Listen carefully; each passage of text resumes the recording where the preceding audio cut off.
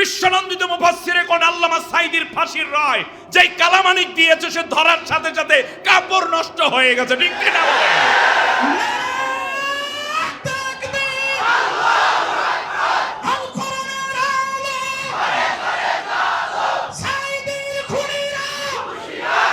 শুনুন, আবার বলি শুনুন, কেউ ফাঁক পাবে না।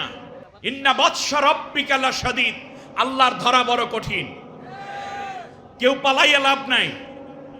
একজন তো পালাবার জন্য নিজের চেহারাই চেঞ্জ করে ফেললো। এই লোকটার মাথাটা কি এত নষ্ট হয়ে গেল? আরে বেটা, তোর কেউ ধরেই নেই, কমপক্ষে ধরা তো হবেই। দাড়িটারে কামাইলি, মোস্টারে কামাইলি, ঠিক তোমাকে। এই তোমার নৈতিকতা, এই তোমার নবীর সুন্নত। এই বেয়াদব বলেছিল যে কোরআনের মধ্যে কিছু কিছু ভুল আছে, হাদিসের মধ্যে বেশি। কি ব্যাপার? হাদিসের মধ্যে বেশি ঝামেলা, কোরআনেও কিছু কিছু সমস্যা আছে। মাথা কি নষ্ট হয়েছে! একজনে দাড়ি কামাইয়া পালায়, আর একজনে দাড়ি রাইখা টুপি পইরা পালায়। যার দাড়ি ছিল না সে দাড়ি রাখছে, টুপি ছিল না টুপি পরেছে। আর একজনের দাড়ি ছিল, উনি কামাইয়া যায়। আমার কথা হইছে, কথা হলো সোজা কথা। আমি ছোট্ট মানুষ, সোজা কথা পছন্দ করি। তা হচ্ছে কেউ পালাইয়েন না, এটা আমাদের বাংলাদেশ। তার কারণ আপনারা যাদেরকে হত্যা করেছেন আপনারা জানেন, এত তাড়াতাড়ি পালান কে? বাংলার জমিন থেকে আল্লাহর কোরআনের সাথীরা কেউ পালায় নাই। ফাঁসির মঞ্চে যাওয়ার আগেও তো বলেছিল আমি লঙ্গি পরে যাব নাকি পাজামা পরে যাব, একটু বলো, ঠিক কিনা বলেন? 3 ঘন্টা আগেও বলে যে 2 ঘন্টা ঘুমাই, শেষের 1 ঘন্টায় উঠাইও। এত ঠান্ডা মাথায় তারা ছিলেন আল্লাহর উপরে ইস্তেকামাত। আর এত বছর ক্ষমতায় রেখে তাড়াতাড়ি যান কেন? একটু থাকেন, আমাদের আদর আপ্যায়ন তো আছে কিছু।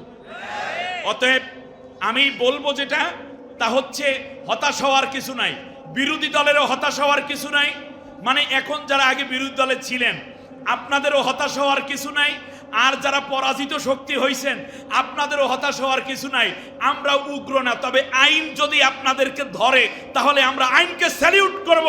তার কারণ বেআইনিভাবে আপনারা হত্যা করেছেন, আর আইনের কাঠগড়ায় আপনাদেরকে দাঁড়াতেই হবে, দাঁড়াতেই হবে। এই অধিকার আল্লাহ দিয়েছেন।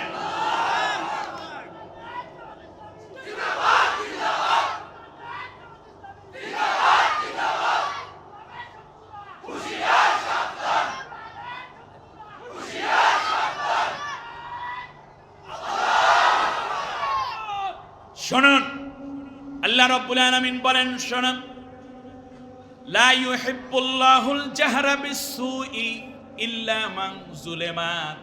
দুনিয়ার মানুষেরা শোনো, আল্লাহ তাআলা এটা মোটেও পছন্দ করেন না যে তোমরা কোনো বিদ্রোহ করবে, জোরে জোরে তাকবীর বলবে, কিংবা তোমাদের কাজকর্ম পরিচ্ছন্নতা এবং তোমাদের দাবি দেওয়ার জন্য রাস্তার মধ্যে নেমে পড়বে। এটা আল্লাহ পছন্দ করে না।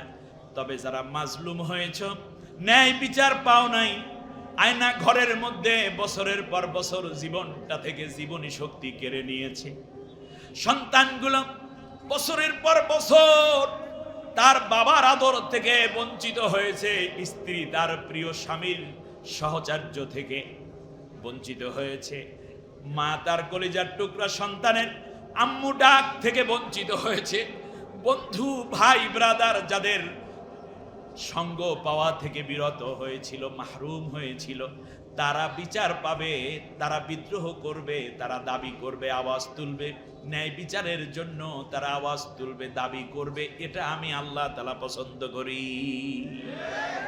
আল্লাহ রাব্বুল আলামিন আবার বলেন, শোনো, লা তাযলিমুনা ওয়া লা তুযলামুন, নিজে জালেম হইও না এবং অন্যকেও জুলুম করো না, বরং মনে রেখো, মনে রাখবে, ওয়া ইন আকাবতুম ফাআকিবু বিমিথলি মা উকিবতুম বিহি ওয়া লা ইন সাবারতুম লাহুয়া খায়রুল লিস-সাবিরিন।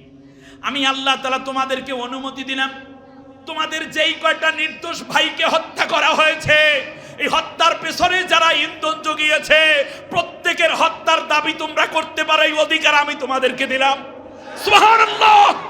ওয়া ইন আকাবতুম ফাআকিবু বিমিথলি, তোমরা যেই ক্ষতির সম্মুখীন হয়েছো সেই সমান ক্ষতি আদায় করে নেওয়ার অধিকার আমি আল্লাহ তোমাদেরকে দান করলাম। সহজ নয়। এত তাড়াতাড়ি ধরার সাথে সাথে কাপড় নষ্ট হয়ে গেল, আবার কাপড় চেঞ্জ করা লাগে। সামনে সব পড়ে আছে এখনো। বাংলাদেশ আর পেছনে ফিরে যাবে না, বাংলাদেশ যাবে সামনে, আর সেই সামনে রয়েছে আল্লাহর কোরআন। আল্লাহ রাব্বুল আলামিনের হাবিব বলেছেন, মান জাআলাহু আমামাহু কাদাহু ইলাল জান্নাহ।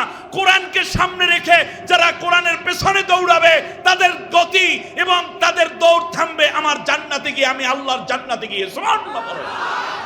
আমরা সেই দিকে দৌড়চ্ছি। সুবহানাল্লাহ।